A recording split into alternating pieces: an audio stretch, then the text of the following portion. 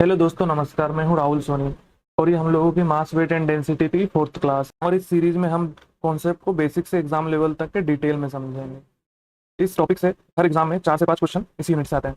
तो अगर आप इस चैनल पर नए हैं तो फॉलो, सब्सक्राइब और बेल आइकन जरूर प्रेस करें। तो चलिए बिना टाइम वेस्ट किए शुरू करते हैं आज की फोर्थ क्लास। Thank you.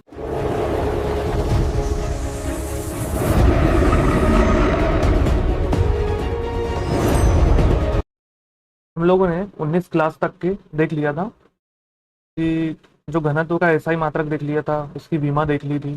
दाब बढ़ाने पर घनत्व कम होगा, दाब बढ़ाने पर घनत्व अधिक होगा। ताप स्थिर रहेगा तो उसकी कंडीशन क्या होगी, दाब स्थिर रहेगा उसकी कंडीशन क्या होगी।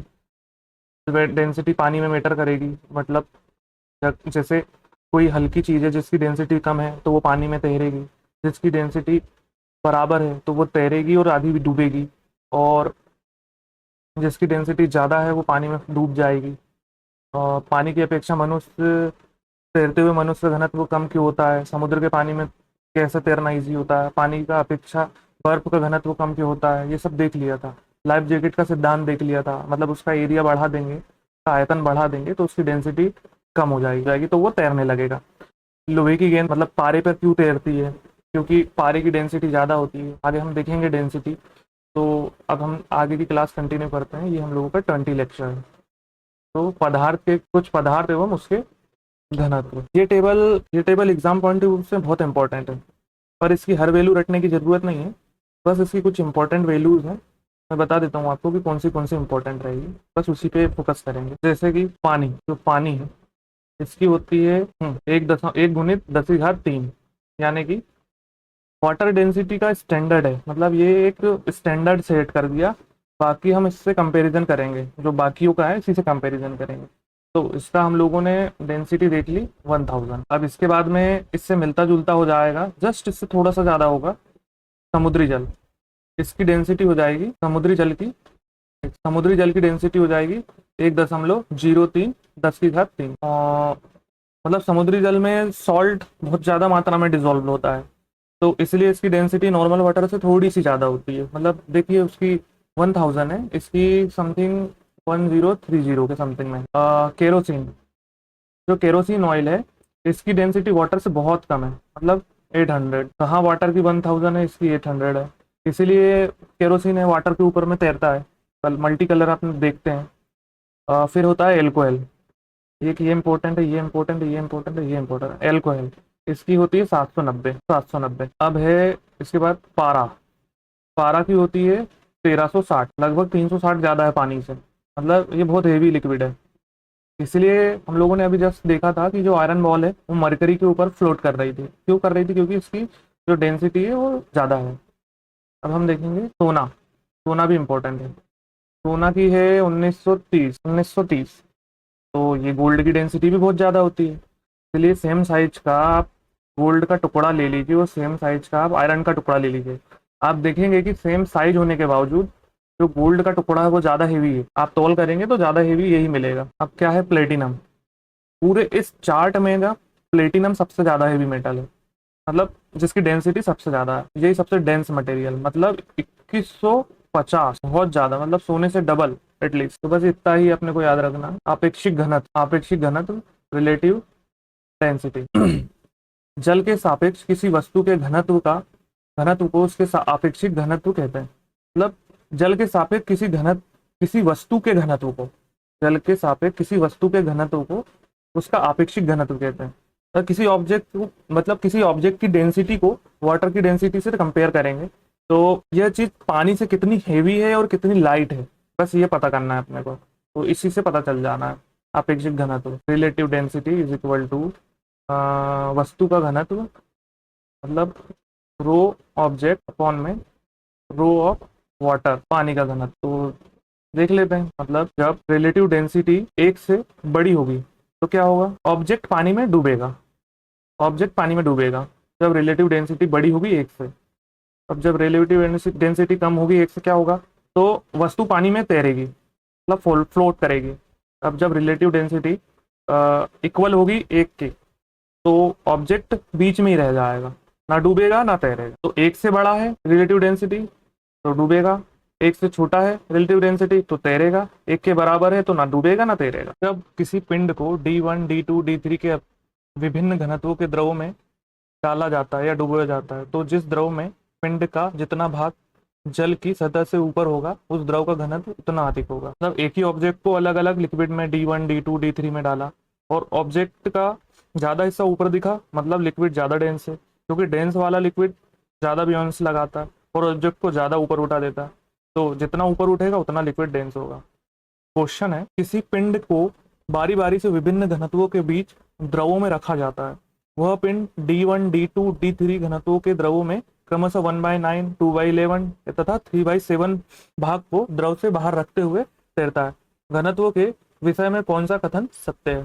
तो मतलब किसी पिंड को बारी बारी से विभिन्न घनत्वों के द्रव में रखा जाता है। अब ऑब्जेक्ट 3 लिक्विड में रखेंगे, जैसे D1 D2 D3, किसकी डेंसिटी ज़्यादा है ये पता करना है। तो ऑब्जेक्ट 19 211 और 37 है ना, तो 19 का हिस्सा लिक्विड में, पहले वाले लिक्विड में ऑब्जेक्ट का 1/9 हिस्सा बाहर है, दूसरे में 2/9 हिस्सा बाहर है, वो थर्ड में 3/7 है।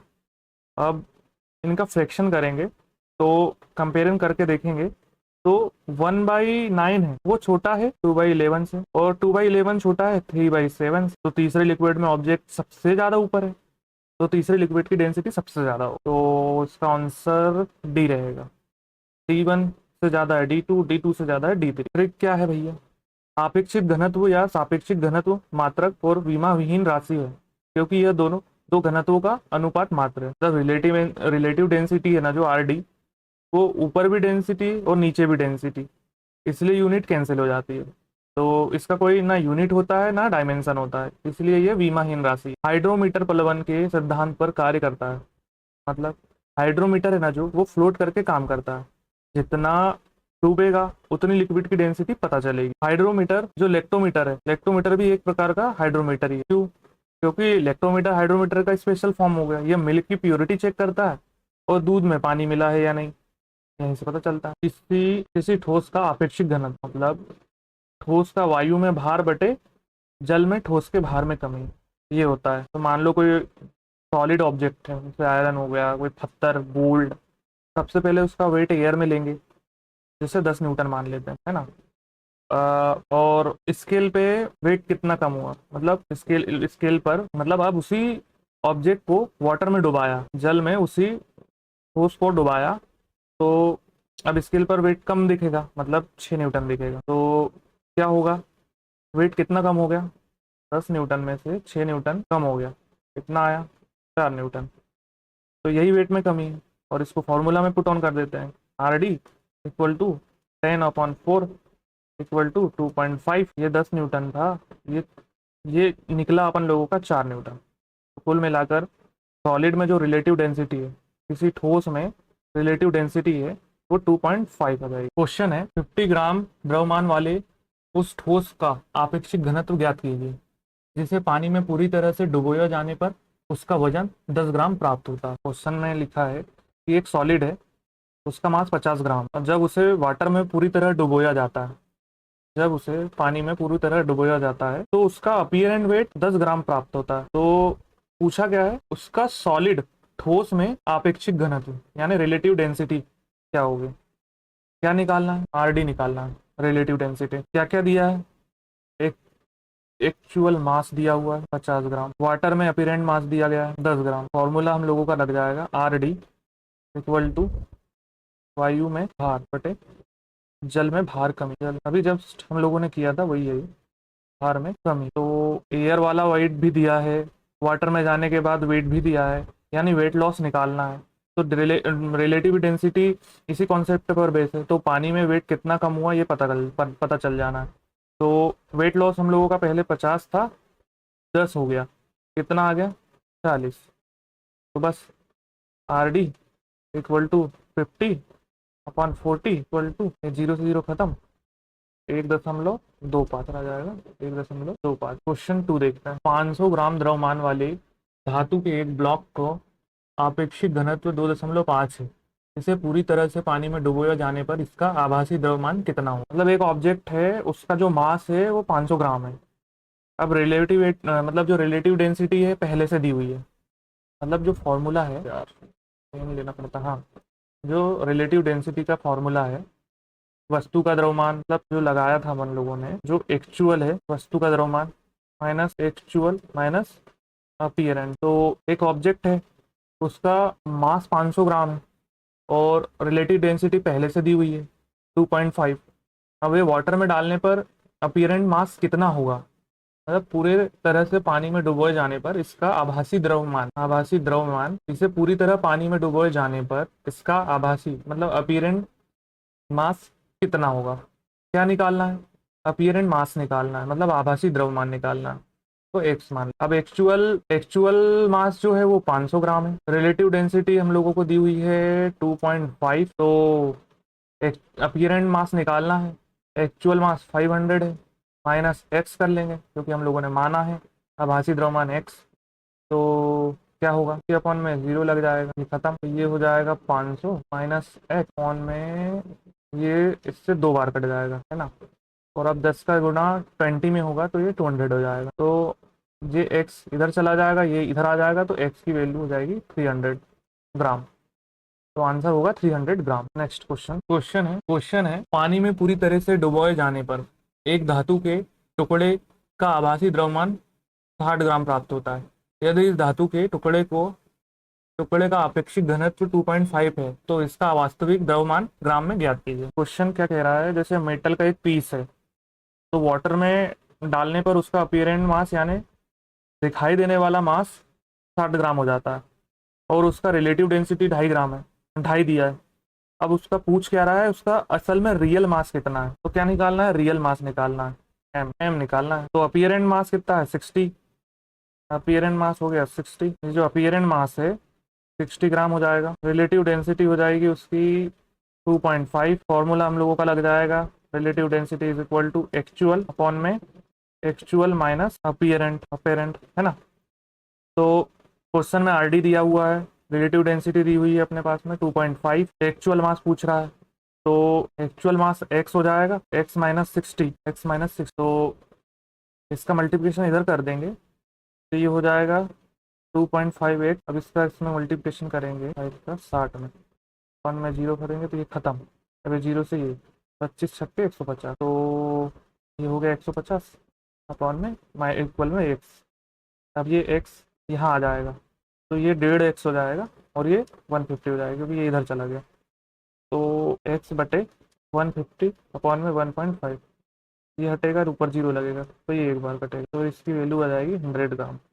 तो आंसर हो गया 100 ग्राम, ऑप्शन डी। नेक्स्ट क्वेश्चन है एक पिंड का वायु में भार 30 ग्राम तथा जल में डुबोने पर 26.25 ग्राम है, पिंड के पदार्थ का अपेक्षित घनत्व क्या हुआ। तो एक ऑब्जेक्ट का हवा में वेट 30 ग्राम है, पानी में वेट 26.25 ग्राम है, तो रिलेटिव डेंसिटी पूछ रहा है, क्या निकालना है, रिलेटिव डेंसिटी निकालना है, आर डी। तो W1 की वैल्यू दी हुई है, मतलब पानी में वेट दिया है 30 ग्राम, WT की वैल्यू दी है, W2 की 26.25।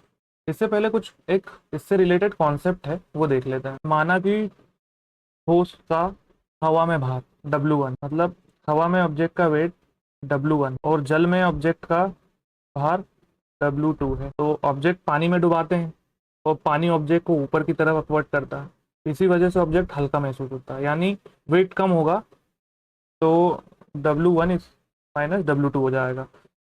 मतलब यही loss of weight in water होगा। अब loss of water W1 minus W2 हो गया, तो अब रिलेटिव डेंसिटी का बेसिक आइडिया क्या है, तो मतलब असल वेट की तुलना में पानी जितना वेट कम हुआ, इसलिए फॉर्मूला में relative density R D is equal to W1 minus upon W1 minus W2 हो गई। तो आर डी क्या हो गया, W1 upon W1 minus W2। तो एयर ऊपर, मतलब हमेशा जो वेट होगा एयर का ऊपर होगा और नीचे लॉस इन वाटर होगा, तो एयर अपॉन में लॉस, ये याद रखना।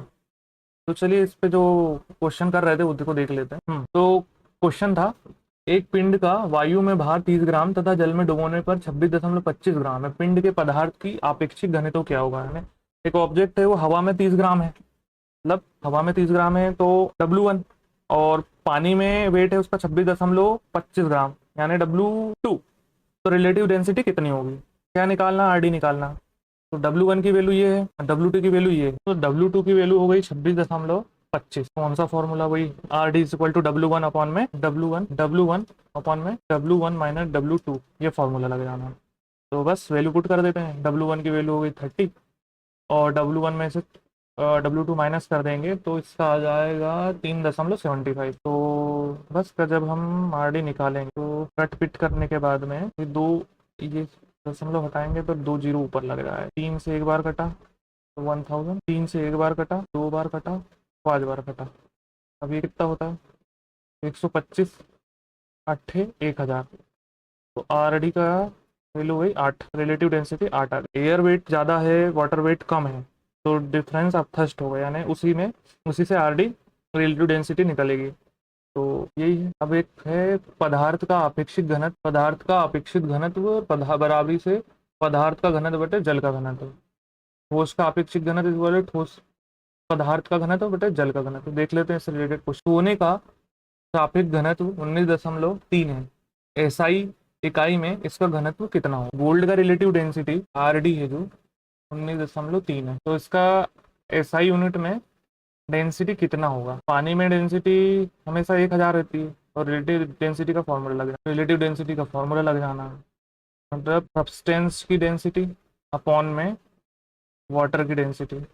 तो ये फॉर्मूला इसलिए लगाया है क्योंकि रिलेटिव डेंसिटी दी है, एक्चुअल डेंसिटी पूछी है, तो जो रिलेटिव डेंसिटी हमेशा किसी सब्सटेंस के डेंसिटी को वाटर के डेंसिटी से कंपेरिज करती है, इसलिए फॉर्मूला लगेगा। तो सब्सटेंस की density is equal to relative density into water की डेंसिटी। तो रिलेटिव डेंसिटी 19.3 दी है और वाटर की 1000 होती है, अभी पढ़ा अपन लोग, तो ये हो जाएगी 19.3 गुणित 10⁻3, तो kg पर मीटर क्यूब। अब यही आंसर है फाइनल। ऑप्शन कौन सा आएगा, बी। चलिए दोस्तों, आज के लिए इतना ही रखते हैं, आगे के क्वेश्चन नेक्स्ट क्लास में देखेंगे। तब तक के लिए थैंक यू। चैनल पर नए हैं तो चैनल को सब्सक्राइब कीजिए, वीडियो को लाइक कीजिए, कमेंट कीजिए। धन्यवाद, मिलते हैं नेक्स्ट क्लास में। Thank you.